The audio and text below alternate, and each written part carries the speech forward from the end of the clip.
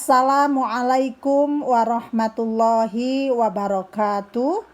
Alhamdulillah wa syukranillah. Allahumma sholli ala Sayyidina Muhammad wa ala ali Sayyidina Muhammad. Kita lanjutkan tahsin untuk kali ini surah Al-Baqarah ayat ke-74. A'udzu billahi minasy syaithanir rajim. Bismillahirrahmanirrahim. Tsumma qasat qulubukum min ba'di dzalik. Summa, mimnya bertasydid dibaca mendengung. Summa, ukuran 2 harokat ya. Qasat kulu 2 harokat karena ada waw mati. Bukum, mim mati ketemu mim dibaca idgham mimi, dibaca mendengung. Mim ba, nun mati ketemu ba, dibaca iklab. Nunnya berubah menjadi suara mim. Jadi tidak diperkenankan membaca min ba'di, tetapi dibaca mim ba'di. Zalik. Kita berhenti di sini. Kita ulang. Mim ba'di zalika fahiya kal hijarati au asyaddu qaswah. Fahiya kal hija dibaca 2 harokat karena ada alif. Au asyaddu, danya bertasydid maka dibaca ditekan. Tekan dulu baru masuk ke huruf da. Asyaddu qaswah, mati ke huruf ta yang bulat, ini namanya tak marbutoh, berubah menjadi suara ha.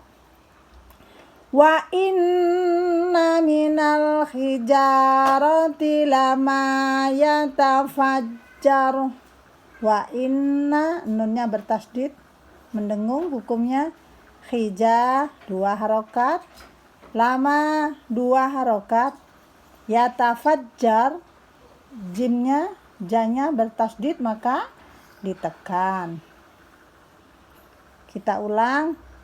Yatafajjaru minhul anhar. Minhu, nun mati bertemu ha, dibaca jelas idhar.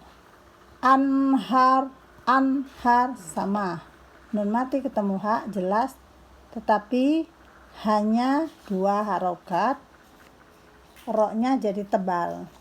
Wa inna minha lama yashaqqaqu fayakhruju minhul ma'.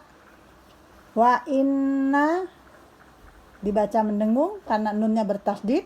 Setiap nun yang bertasydid atau syiddah dibaca mendengung. Minha, nun mati ketemu ha, dibaca idhar. Lama 2 harokat. Yashak, shinnya sya besar dibaca ditekan dulu karena ada tasydid. Yashakko, qafnya juga ditekan karena bertasydid. Fayah, khoknya di sini khoknya harus ngorok ya. Fayah ruju minhul, nun mati ketemu ha jelas idhar. Ma dibaca 6 harokat. Wa inna minha lama yahbitu min khasyatillah. Wa inna mendengung lagi karena nunnya bertasydid. Minha idhar syafawi, idhar karena nun mati bertemu ha, hanya panjang 2 harokat, ma-nya 2 harokat, ya ini haknya hak besar. Min khosh, nun mati ketemu kho, bagian dari salah satu huruf idhar, jadi dibaca jelas. Tidak boleh dibaca min khos, tapi langsung jelas min khosh yatillah.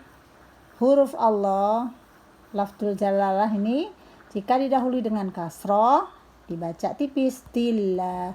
Wa mallahu bighafilin amma ta'malun. Wa mallahu. Nah, huruf Allah didahului dengan fathah, dibaca tebal. Wa mallahu bigha, 2 harokat karena ada alif. Filin amma tanwin bertemu ain dibaca izhar. Amma mim mati dibaca mendengung karena bertasdid. Jadi jika ada nun mati atau mim mati bertasdid dibaca mendengung. Setelah mendengung di sini ada alif, dibaca 2 harokat. Ta, bukan tak ya, tetapi tak, masuk dari tenggorokan bagian belakang kalau ain. Ta'malun. Kita ulang lagi ya.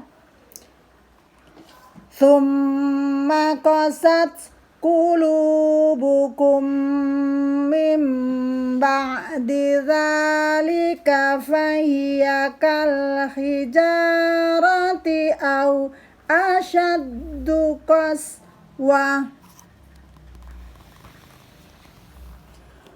wa inna minal hijarati lama yatafajjaru minhul anhar wa inna minha lama yashaqqaqu fayakhruju minhul ma' wa inna minha lama yahbitu min khasyatillah wa mallahu bighafilin amma ta'malun. Sadaqallahul azim. Kita baca artinya. Ayat ke-74. Aku berlindung kepada Allah dari segala godaan syaitan yang terkutuk dengan nama Allah yang Maha Pengasih lagi Maha Penyayang. Kemudian setelah itu hatimu menjadi keras sehingga hatimu seperti batu, bahkan lebih keras. Padahal dari batu-batu itu pasti ada sungai-sungai yang airnya memancar daripadanya. Ada pula yang terbelah lalu keluarlah mata air darinya.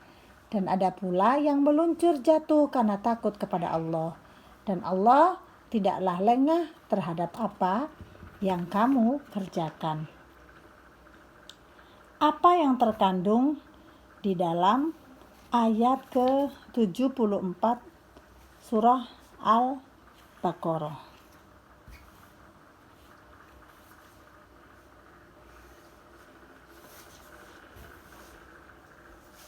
Menurut para mufassirin, ayat ini menerangkan tentang respon kaum Yahudi pada masa Nabi Muhammad SAW tentang kisah kakek moyangnya. Kemudian, setelah kaum Yahudi mendengar kisah dan mengetahui sikap mereka itu, hatimu menjadi keras sehingga menjadi seperti batu atau bahkan lebih keras dari batu. Ungkapan ini mengisyaratkan bahwa mereka tetap tidak mau beriman walaupun telah mengetahui bukti-bukti kekuasaan Allah seperti yang disebutkan pada ayat sebelumnya. Bahkan mereka justru bertambah ingkar kepada Tuhan.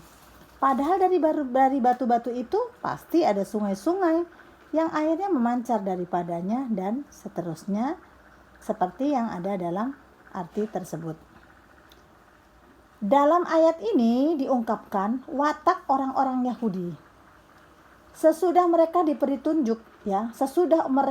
petunjuk ke jalan yang benar dan sudah pula memahami kebenaran, hati mereka keras. Kerasnya membatu bahkan lebih keras lagi. Allah mengumpamakan hati orang Yahudi itu dengan batu yang dalam istilah geologi digunakan untuk menyebut segala macam benda yang merupakan spesies dari karang atau materi seperti karang yang bersifat keras, untuk menunjukkan kekerasan hati mereka untuk menerima petunjuk Allah. Bahkan mungkin lebih keras lagi, walaupun batu itu keras, tetapi pada suatu saat dan oleh suatu sebab dapat terbelah atau retak. Dari batu yang retak itu memancarkan air dan kemudian berkumpul menjadi anak-anak sungai. Kadang-kadang batu-batu itu jatuh dari gunung karena patuh kepada kekuasaan Allah. Demikianlah halnya hati orang Yahudi, lebih keras dari batu, bagaikan tak mengenal retak sedikit pun. Hati mereka tidak terpengaruh oleh ajaran-ajaran agama ataupun nasihat-nasihat yang biasanya dapat menembus hati manusia. Namun demikian, di antara hati yang keras membatu itu, terdapat hati yang disinari iman, sehingga hati itu berubah dari keras menjadi lembut karena takut kepada Allah. Demikian penjelasan singkat dari ayat 74. Alafu minkum. Assalamualaikum warahmatullahi wabarakatuh.